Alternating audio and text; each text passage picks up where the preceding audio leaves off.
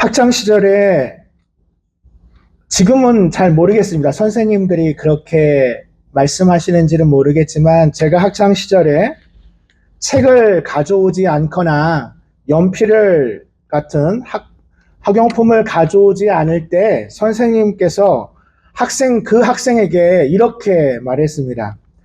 전쟁에 나간 군인이 총을 들고 오지 않다니 그거랑 똑같다고 말하였습니다.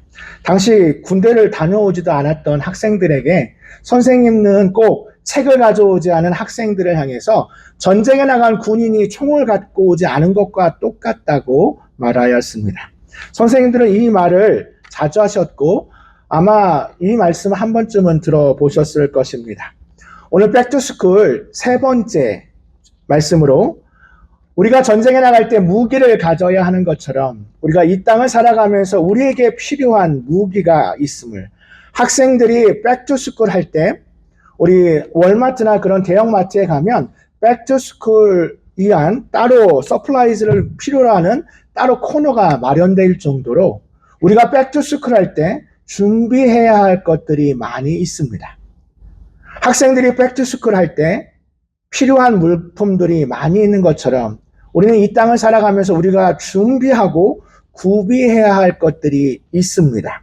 이 땅을 살아가면서 우리는 어쩌면 영적 전쟁을 치러야 합니다. 매일의 삶이 영적 전쟁일 수도 있습니다. 우리는 살아가면서 그 영적 전쟁 가운데 우리의 무기가 있어야 합니다.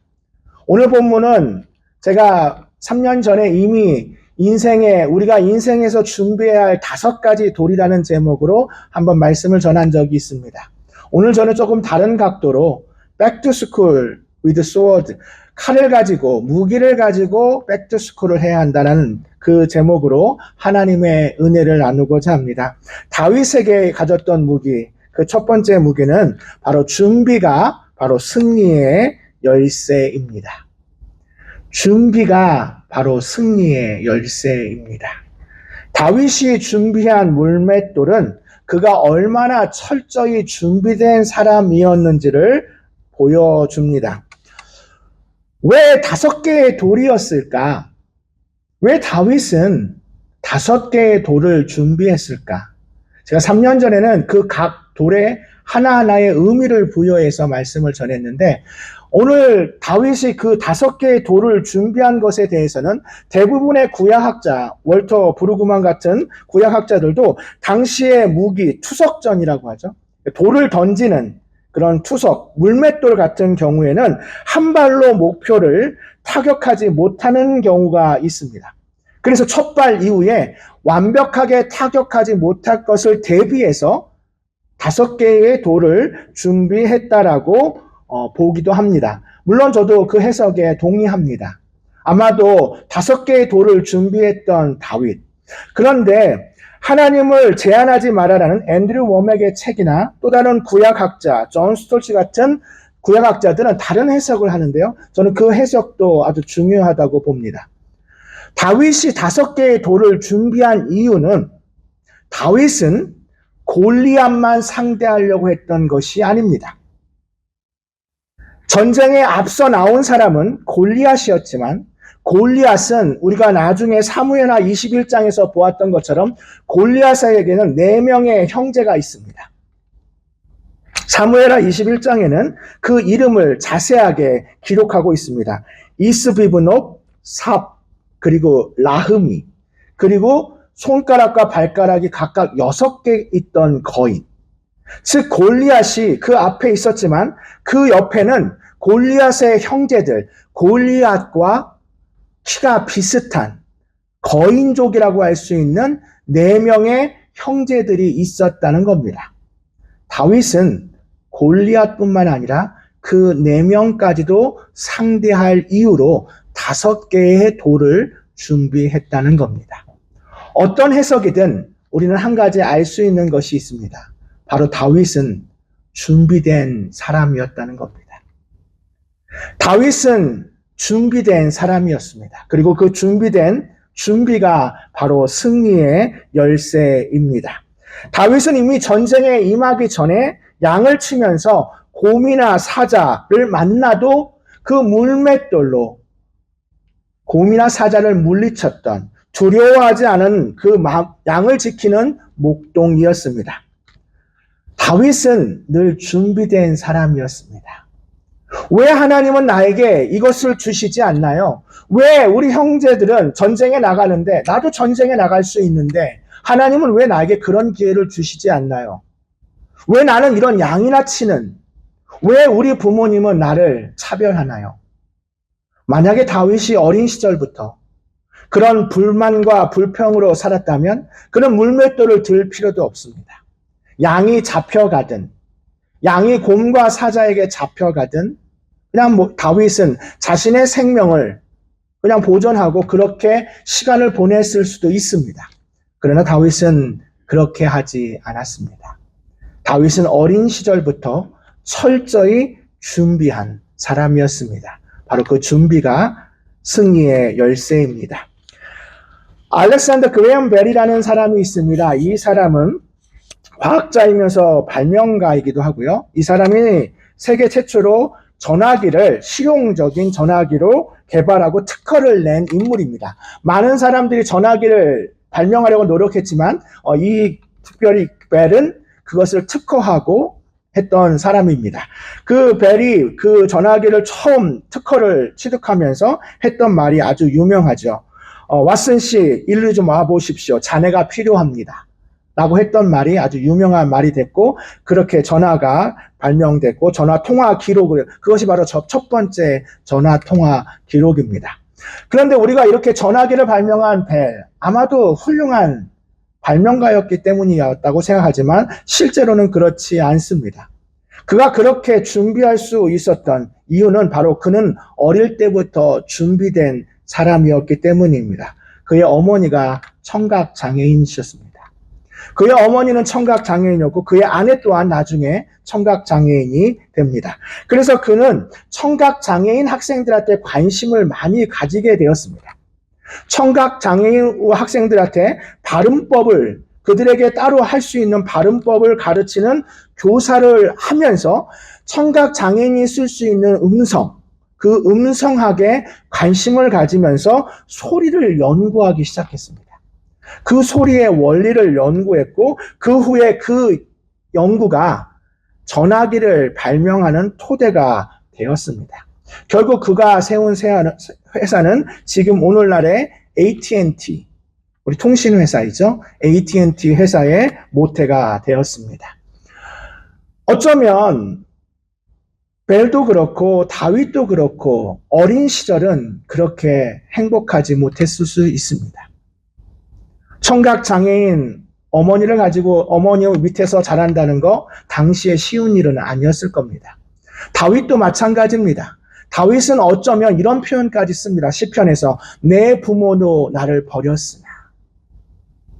다윗의 어린 시절에 대해서 왜 다윗의 부모 이새가 특별히 사무엘이 와서 기름 부을 때 그 모든 아들들을 다 앞에다 세워놓고 다윗만 부르지 않았습니다.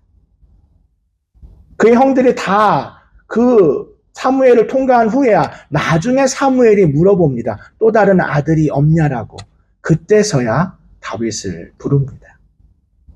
어떤 이유였는지 많은 역사학자들이 이야기를 하지만 중요한 건 한 가지는 다윗의 어린 시절, 그가 양치기로 목동으로서 그 어린 나이에 사자와 곰이 있을 것이 뻔히 아는 그 목장에 양을 치는 목동으로 살았던 그 시절은 어찌 보면 비참하다고 말할 수 있는 시간이 아니라 오늘 골리앗 앞에 설 수 있는 하나님께서 그 시간을 준비한 것입니다.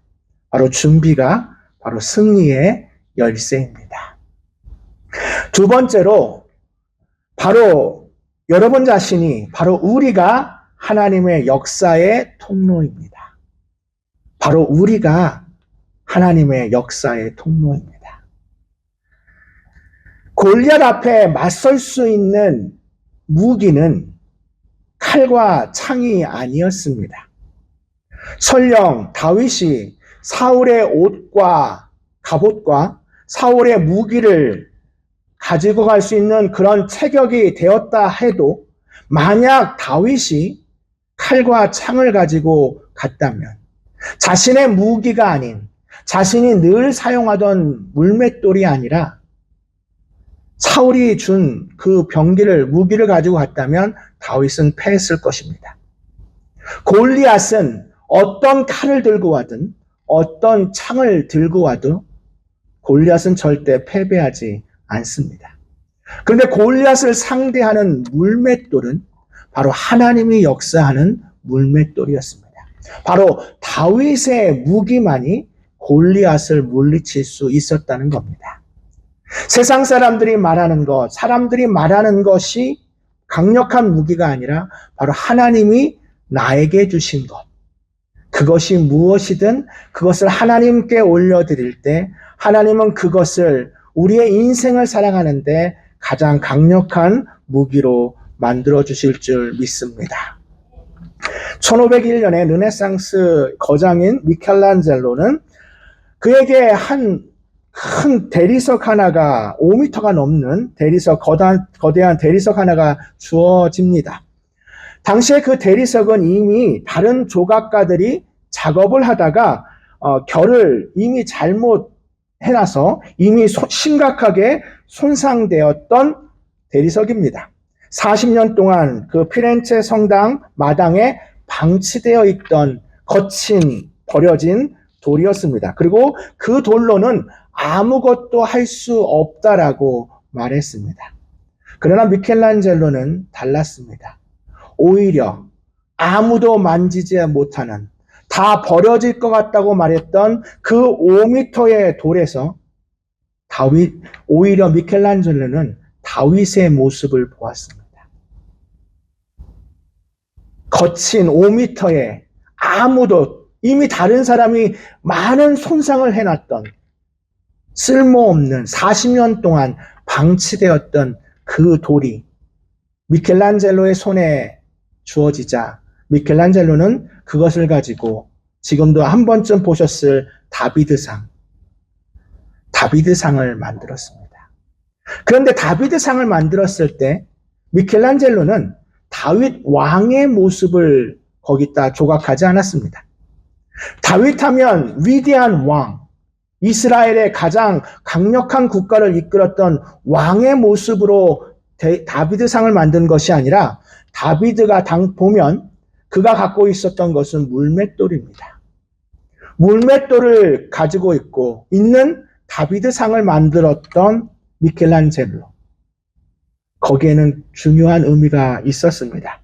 당시에 거인 골리앗 앞에 맞섰던 그 결의에 찬 다윗, 그 모습을 미켈란젤로가 조각했던 이유는 당시에 많은 위험에 빠져 있었던 당시의 피렌체의 주민들이 거친 어려움과 핍박 속에서 그 다비드 상을 통해 시민들이 오가는 그곳에서 날카로운 그냥 돌 하나를 들고 있는, 돌 하나를 손목에 강하게 얼마나 쥐고 있는지 일부러 미켈란젤로는 그 다비드의 손목에 심한 심줄을 조각해 놓았습니다.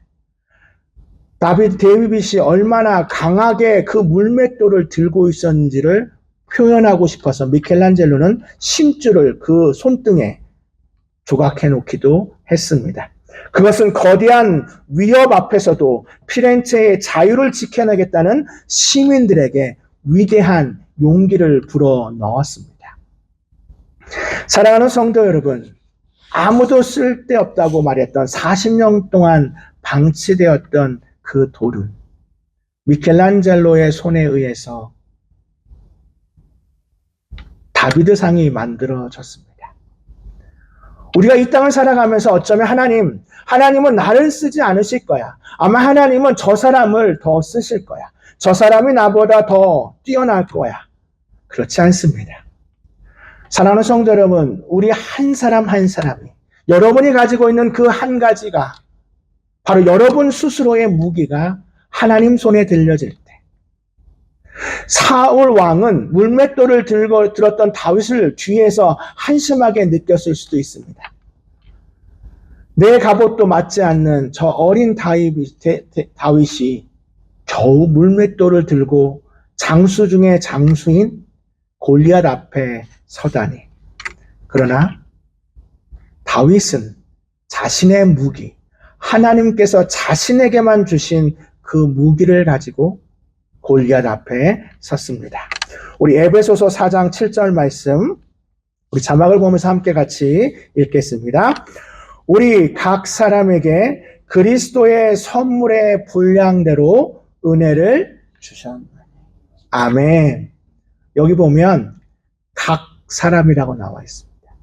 하나님은 어떤 사람에게는 주고 어떤 사람에게는 주지 않으시는 하나님이 아니십니다. 우리 하나님은 공평하신 하나님입니다.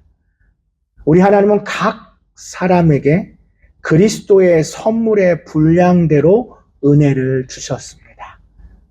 에베소서에도 나와 있는 2장 10절에 나와 있는 하나님께서 우리를 만드신 바라라고 할 때 그 만들다라고 하는 헬라어는 걸작품을 표현하는 포이에마입니다.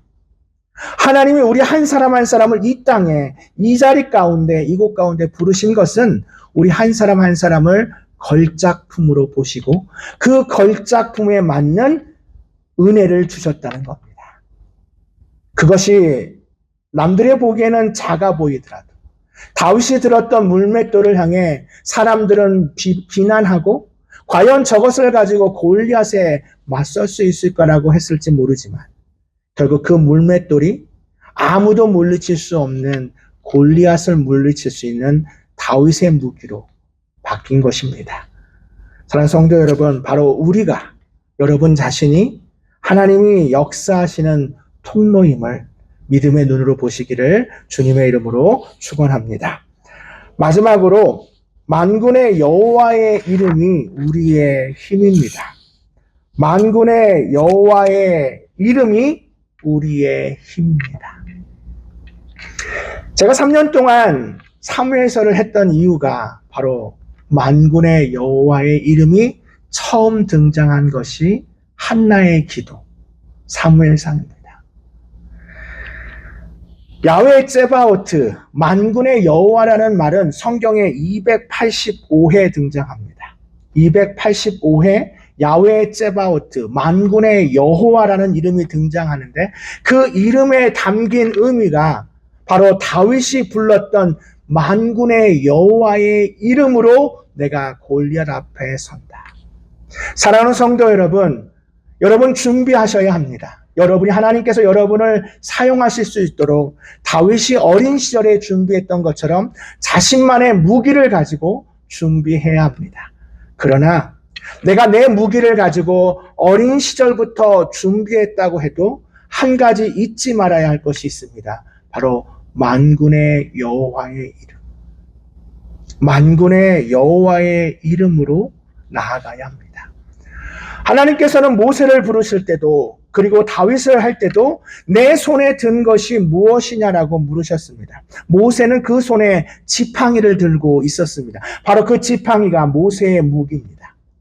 모세는 출애굽 가운데 그 지팡이를 들고 홍해 바다를 갈랐고 물에 반석에 물을 내었습니다. 하나님은 그 손에 든 모세만의 무기를 사용하셨습니다. 바로 다윗의 물맷돌을 사용하신 것처럼. 그러나 하나님께서 그 사용하신 데는 모세가 그랬던 것처럼 다윗이 그랬던 것처럼 그들은 만군의 여호와 하나님을 의지했습니다. 만군의 여호와 하나님, 그 하나님을 의지하는 우리 모두가 되기를 축원합니다. 3년 전에 제가 이미 말씀드렸지만 여러분 잊고 계셨을 것 같아서 제가 다시 한번 그때 말씀드렸던 예화를 한 번 더 하겠습니다. 제가 어저께 이 책을 한 번 더, 아주 짧은 책이었기 때문에 한 번 더 이 책을 읽었습니다. 이 책은 로버트 웰스가 쓴 Is a blue whale the biggest thing there is? 우리나라로 번역하면 흰수염 고래가 가장 큰 것인가요? 라고 번역할 수 있을 것 같습니다. 흰수염고래, 긴 흰수염고래라고 하는 이 가장 큰 동물, 대왕고래라고도 하죠. 이 대왕고래는 꼬리 지느러미만 해도 코끼리보다 큽니다. 그러니까 꼭 지느러미가 코끼리보다 큽니다. 얼마나 큰지 그 대왕고래의 지느러미만 해도 어떠한 물체보다도 큽니다. 그게 바로 대왕고래입니다. 이 대왕고래는 너무나 커서 오늘날의 어떤 물체와도 비교할 수 없어요. 그래서 라버트 웰스는 신수염고래, 이 대왕고래가 가장 큰 물체인가요라고 말하면서 그 다음 이제 장에 이렇게 표현합니다. 그런데 신수염고래를 담을 수 없지만 그래도 이 항아리 같은 거에 담을 수 있다라고 한번 가정해 보겠습니다. 신수염고래를 어떻게 담을 수 있죠? 그렇게 그림에 보면 진짜로 신수염고래를 담아놓는 항아리에 담아놓는 장면이 나옵니다. 그런데 담아놓고 100마리를 담아놓는다 할지라도 그렇게 많은 수많은 항아리가 있어도 에베레스트 산보다는 크지 않습니다. 에베레스트 산보다는 크지 않습니다. 그렇죠. 아무리 그 항아리가 큰다. 대왕고래를 100마리, 수백 마리, 수만 마리를 담아놨다 할지라도 에베레스트 산보다는 크지 않습니다. 에베레스트 산은 가장 높은 산입니다. 웅장한 산입니다. 그런데 아무리 에베레스트 산이 크다 해도 지구보다 크지 않습니다. 에베레스트 산을 수없이 많이 논다 해도 지구에 요만큼도 되지 않습니다. 그런데 그 지구가 아무리 크다 해도 태양보다 크지 않습니다. 지구가 몇백 개, 몇만 개가 있어도 태양의 크기와는 비교할 수 없습니다. 그 책은 거기서 멈추지 않고 이 태양보다 더 큰 우리 안타레스라고 하는 초거성, 그리고 그보다 더 큰 우리 갤럭시라고 말하는 은하계, 은하수. 이 은하계 갤럭시에 보면 얼마나 큰지 상상할 수 없습니다. 이 책은 그렇게 마무리 짓습니다. 그런데 여러분, 한번 제가 말씀드리겠습니다. 골리앗이 얼마나 큰지요. 골리앗의 크기가 얼마나 컸는지 그 크기 앞에 아무도 상대할 수 없었습니다. 사울도 키가 큰 편입니다. 다른 사람보다 어깨 위에 머리가 그 정도 클 정도로 키가 큰 사람이었습니다. 그럼에도 사울 왕은 그 골리앗의 키 앞에 머뭇거렸습니다. 이스라엘의 어떤 사람도 그 골리앗의 크기에 압도당했습니다. 그러기에 골리앗이 만군의 여호와의 이름을 더럽히고 모욕해도 누구도 설 수 없었습니다. 왜냐? 그 골리앗과 자신을 비교하니 아무리 내가 커도 골리앗에 반도되지 않을 것 같았기 때문입니다. 그런데 단 한 사람, 그 골리앗의 크기를 보지 않고 그 골리앗 넘어서 있는 만군의 여호와 하나님, 이 땅을 지으시고 천지를 창조하신 하나님, 여호와 하나님, 그 만군의 여호와 하나님이 계신데 그 하나님이 나의 하나님이신데 그 하나님이 어린 시절부터 나를 이 문맷돌로 준비시킨 하나님이신데 그 하나님이 나를 여기까지 불러주신 하나님인데 그러기에 다윗은 골리앗이라고 하는 그 인물의 이름조차도 언급하지 않고 그냥 블레셋 사람 중에 하나라고 표현합니다. 수많은 사람들이 저 골리앗이라고 말할 때 다윗에게는 그는 골리앗도 되지 않는 그냥 블레셋 사람 중에 한 사람. 그것이 가능했던 것은 바로 다윗은 만군의 여호와 하나님, 모든 자연 만물, 별, 우주의 모든 피조물을 지으신 하나님이 나의 하나님, 우리 아버지 되심을 고백하기에 다윗은 그 물맷돌을 가지고 골리앗 앞에 설 수 있었던 겁니다. 말씀을 정리하겠습니다. 백투스쿨을 하는 학생들처럼 우리도 이 땅을 살아가면서 준비해야 될 것이 너무나 많습니다. 어쩌면 내가 준비하는 것이 초라하게 보일 수도 있습니다. 그러나 하나님께서는 어릴 때부터 준비했던 그것을 사용하실 것입니다. 하나님 손에 올려드릴 때 하나님께서 그것을 가지고 어린아이의 오병이어를 가지고 5,000명을 먹이신 예수님의 손에 올려진다면 놀라운 역사가 나타날 것입니다. 여러분의 무기를 가지고 이 땅 가운데 승리하는 우리 모두가 되기를 주님의 이름으로 축원합니다. 기도하겠습니다. 사랑과 은혜가 많으신 하나님, 백투스쿨을 하며 준비해야 할 것이 너무나 많습니다. 그리고 어쩌면 우리가 준비한 것들조차도 초라하게 보일 때도 있습니다. 다른 사람과 비교하여 내가 가진 것은 너무 적다라고 느낄 수도 있습니다. 그러나 다윗은 달랐습니다. 다윗은 다른 사람들이 가지고 있던 칼이나 방패를 가지고 나가지 않았습니다. 물맷돌을 가지고 나갔습니다. 자신만의 무기를 가지고 그 물맷돌이 하나님 손 위에 올려질 때 골리앗이라는 거대한 적을 한 물맷돌로 물리쳤던 그 다윗의 용기가, 그 다윗의 믿음이 우리의 믿음이 되어 이 땅 가운데 하나님께서 나에게 주신 그 무기를 가지고 승리하는 우리 모두가 되게 하여 주시옵소서. 감사드리며 우리 구주 예수님의 이름으로 기도합니다. 아멘.